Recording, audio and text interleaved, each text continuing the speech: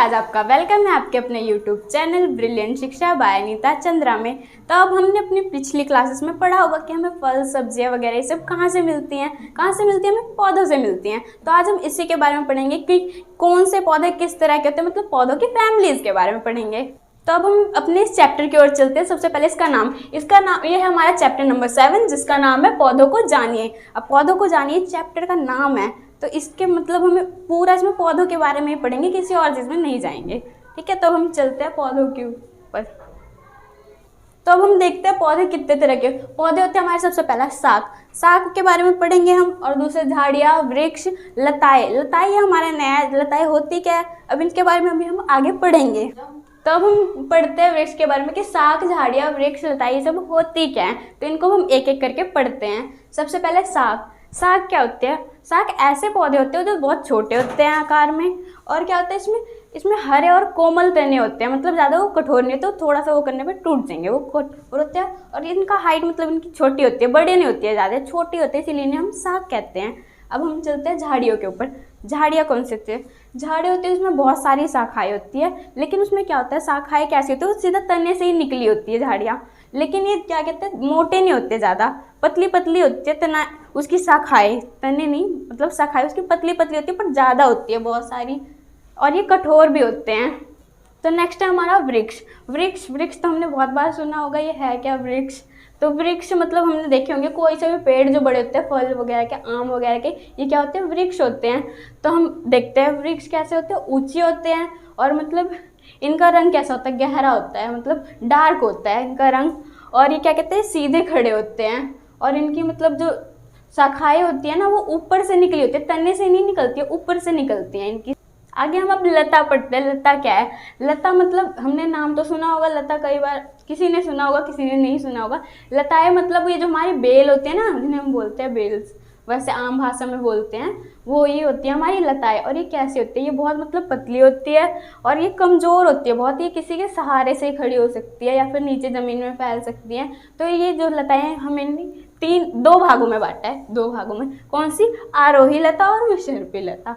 तो ये कौन सी, सबसे पहले आरोही को देखते हैं। आरोही कौन सी है। आरोही लता वो है जो हमारे क्या कहते हैं, जो ऊपर जिसको किसी सहारे की ज़रूरत होती है, वो होती है हमारी आरोही लता, जो मतलब ज़मीन में वैसे नहीं फैलती है, इसे सहारे की ज़रूरत होती है किसी। और विसर्पी लता जो मतलब कमज़ोर तो होती है, ये खुद से ऊपर खड़ी नहीं हो सकती सीधी, तो ये क्या कहती है, ज़मीन में ही फैल जाती है, इसीलिए इनको विसर्पी लता बोलते हैं। तो अब हम पौधों के अलग अलग भागों के बारे में पढ़ेंगे कि पौधों के कौन कौन से भाग होते हैं।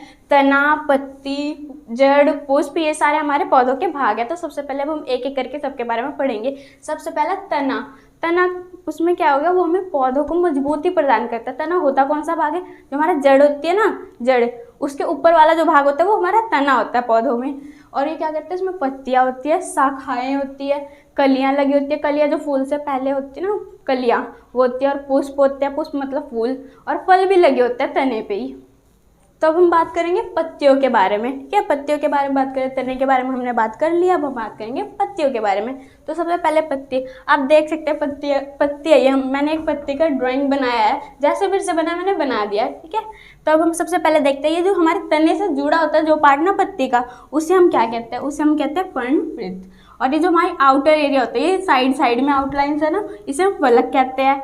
और ये जो है हमारी ये पतली पतली छोटी छोटी, ये होती है हमारी सिराएं, और ये बीच में से एक बड़ी सी सिरा जा रही है, इसे हम कहते हैं मध्य सिरा। और इस पूरे को कहते हैं हम सिरा विन्यास। और सिरा विन्यास होता कैसा है, सिरा विन्यास होता है हमारा जालिका रूपी में, जालिका रूपी होता है हमारा। और अब हम पढ़ेंगे इसके मतलब, हम देखते हैं सबसे पहले पौधे होते हैं, उनकी पत्तियाँ कौन से कलर की होती हैं, कौन से कलर की होती है, ग्रीन कलर की, मतलब हरे कलर की। वो होती क्यों है हरे कलर की, क्योंकि उनमें क्लोरोफिल नाम का एक पदार्थ पाया जाता है, जिसके कारण पत्तियाँ हमारी हरे रंग की होती हैं। और वो उसमें क्या होता है, पत्तियों में छोटे छोटे छेद भी होते हैं, जिन्हें हम रंध्र कहते हैं। और वो क्या करते हैं, वो हमारा वाष्पोत्सर्जन करते हैं। पौधों की बात हम कर लेते हैं। वाष्पोत्सर्जन होता है कैसे है। वाष्पोत्सर्जन से पहले हम इसको प्रकाश संश्लेषण के बारे में पढ़ते हैं, क्या होता है, उससे आपको ज़्यादा अच्छे से समझ में आएगी कि वाष्पोत्सर्जन होता क्या है, वो कैसे होता है। तो सबसे पहले हम देखते हैं प्रकाश संश्लेषण मतलब ये कौन सी क्रिया है, इससे भी होता क्या है, इसमें क्या कहते हैं, पत्ते अपने होते हैं ना, पत्ते वो भोजन बनाते हैं, ठीक है। तो कैसे बनाते हैं, वो सनलाइट मतलब सूरज की रोशनी होती है, उससे मतलब वो सूरज से लेंगे सूरज की रोशनी, और कार्बन डाइऑक्साइड लेंगे हमारे वायुमंडल से, ठीक है। और जो जल होता है, जल लेंगे वो हमारे जड़ों से लेंगे बट पत्तियों तक, और खनिज लवण लेंगे। तो उसके बाद जब भी खाना वगैरह बन जाएगा इनका, इससे वो अपना प्रकाश संश्लेषण कर लेंगे। जो जल रहता है ना उसमें पत्तियों में बचा रह जाता है, वो जब जल बाहर आता है ना पत्तियों के, तो उसी प्रक्रिया को हम वाष्पोत्सर्जन बोलते हैं। और प्रकाश संश्लेषण द्वारा ही पत्ते अपना खाना बनाते हैं, जिस कारण पत्तों को ही पौधों की रसोई भी कहा जाता है। तो अब हम बात करते हैं जड़ों की। तो हमने पहले चैप्टर में तो पढ़ ही लिया, फर्स्ट चैप्टर में, कि हम कई पौधों की जड़ों को खाते हैं, जैसे कि आलू वगैरह, गाजर, मूली, ये सब होती है, इनके हम जड़ों को खाते हैं। ठीक है। तो हम बात करते हैं जड़ों की करती क्या है। सबसे पहले पौधों को स्थिरता प्रदान करती हैं, और वो हमारे जल को अवशोषण करती है, और उसके बाद जल का अवशोषण करने के बाद और खनिज लवण का भी अवशोषण करती है, जिससे कि क्या होता है, जो पत्तियां हमारा खाना बनाते हैं पौधों के लिए, उसमें वो हेल्प होती है, प्रकाश संश्लेषण विधि में वो हेल्प करती है अवशोषित करके जल और खनिज लवणों को। और क्या कहता है, अब हम बात करते हैं जड़ों के बारे में कि जड़ें कितनी प्रकार की होती है। जड़ें कई प्रकार की होती है। सबसे पहले हम देखते हैं ये जो मैंने मतलब एक ये बनाया है कि इसकी जड़ है, ये एक पौधा है, ऊपर इसके पौधा है, इसकी जड़ को मैंने बनाया है। ठीक है, जड़ है। सबसे पहले हम देखते हैं ये जड़ है, इसमें ये जो मेन जो जड़ आ रही है एक लंबी सी, इसे हम कहते हैं मूसला जड़, और इसके साइड से ये जो जड़ें निकल रही है ना साइड से छोटी छोटी, इसे हम कहते हैं पार्श्व जड़। ठीक है। लेकिन ये ऐसे पौधे में पाई जाती है ये जड़ें जिनमें मतलब सिरा विन्यास होता है, जिनकी पत्तियों में सिरा विन्यास होता है, उनका पत्तियों का डिजाइन कुछ ऐसा होता है, उन पौधों में ऐसी जड़ें पाई जाती है, सब में नहीं होती हैं। तो अब हम बात करते हैं दूसरे प्रकार की जड़ की। जैसे कि एक पौधा है, उसकी कुछ पौधों की जड़ ऐसे होती हैं, हमने देखा होगा कई बार जब हम पौधों को काटते हैं कि ऐसी होती है जड़, अलग अलग नहीं होती, उसमें एक ही से बहुत सारी रेशेदार जड़ें होती हैं। तो इसको हम कहते क्या, इसको हम झकड़ा जड़ कहते हैं, या फिर आम भाषा में हम रेशेदार जड़ भी कहते हैं इनको। तो ये कैसे उसमें होती है, पत्तों में या फिर कैसे पेड़ों में होती है ये जड़ें पाई जाती है, वो होते हैं समांतर सिरा विन्यास वाले पौधों में पाई जाती है ऐसी जड़ें, जिसका मतलब ये डायग्राम ऐसा है, उसके पत्ते ऐसे लंबे लंबे होते हैं, जैसे कि मक्की वगैरह के पौधे आपने देखे होंगे, उनमें पाई जाती है ऐसी जड़ें। तो अब हम बात करेंगे पुष्प की। पुष्प जैसे कि आप देख सकते हैं, मैंने यहाँ पे पुष्प बनाया, तो इसकी ये जो खिला हुआ है, जो इसका खिला हुआ पार्ट होता है फूल का, उसे हम बोलते हैं पंखुड़ियाँ। और जो फूल के जस्ट ऐसे नीचे जैसा जहाँ से फूल स्टार्ट होता है, उसे हम कहते हैं उसका बाह्य दल फूल का। और ये हमारे पास एक कली और पत्ता वगैरह, ये सब तो आपने पढ़ लिया होगा। अब हम बात करते हैं इसकी। ये हमने मतलब एक पुष्प बनाया है, उसके अलग अलग पार्ट्स के बारे में हम पढ़ेंगे। सबसे पहले ये जहाँ से हमारा फूल स्टार्ट होता है, ये है हमारा स्त्री केसर, जो कि यहाँ तक जा रहा है, ये हमारा पूरा क्या है, स्त्री केसर। और उसके बाद ये साइड से ये लाइनें जा रही है, ये हमारा पुंकेसर है। और इसके ऊपर ये जो है ना, ये छोटा छोटा, ये हमारा परागकोश है। और इसके बारे में तो हमने बात कर ली, ये पंखुड़ियाँ है और ये बाह्य दल।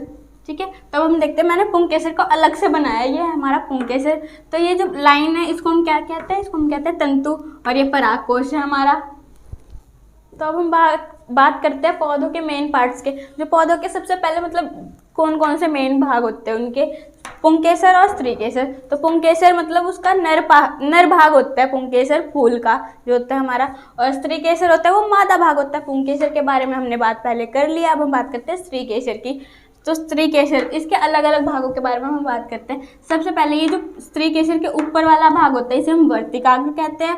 और जो ये जा रही है, जो इतनी इस पार्ट को हम क्या कहेंगे, वर्तिका कहेंगे। और ये है हमारा अंडाशय भाग होता है, ये होएगा पुंकेसर के, स्त्री केसर के भाग, ना कि पुंकेसर के। ठीक है। तब ये है हमारा अंडाशय, ये ऐसा मतलब हमने बना दिया है ये अंडाशय। अगर इसको हम कट करके देखें यहाँ से अगर हम कट करके देखेंगे तो मतलब ये कुछ ऐसा दिखेगा, ऐसा हैगा यहाँ पे, अगर इसको हम कट करके देखें। और ये है क्या, ये बीजांड है। तो ये थे हमारे पुष्प के भाग। अगर हम पुष्प के मेन भागों के बारे में बात करेंगे तो कौन से होते हैं, पुंकेसर, स्त्रीकेसर, पंखुड़ियाँ और उसका बाह्य दल। तो यहीं पे हमारा चैप्टर ख़त्म होता है। अब हम देखते हैं हमने आज क्या क्या पढ़ा। हमने पढ़ा आज पौधों के बारे में कि मतलब कितने प्रकार के होते हैं पौधे, साग, झाड़ियाँ, मतलब लताएं, इन सब के बारे में हमने पढ़ा। और हमने पढ़ा मतलब उनके अलग अलग भागों के बारे में, पौधों के तना, जड़, पत्ती और पुष्प, इन सब के बारे में आज हमने पढ़ लिया है। तो आई होप सो आपको ये वीडियो पसंद आई होगी और आपको ये चैप्टर समझ में आया होगा। तो अगर आपने इस वीडियो को अभी तक लाइक, शेयर एंड सब्सक्राइब नहीं किया है तो प्लीज़ कर दीजिए, एंड बेल आइकन को भी ज़रूर प्रेस कीजिए। Thank you very much.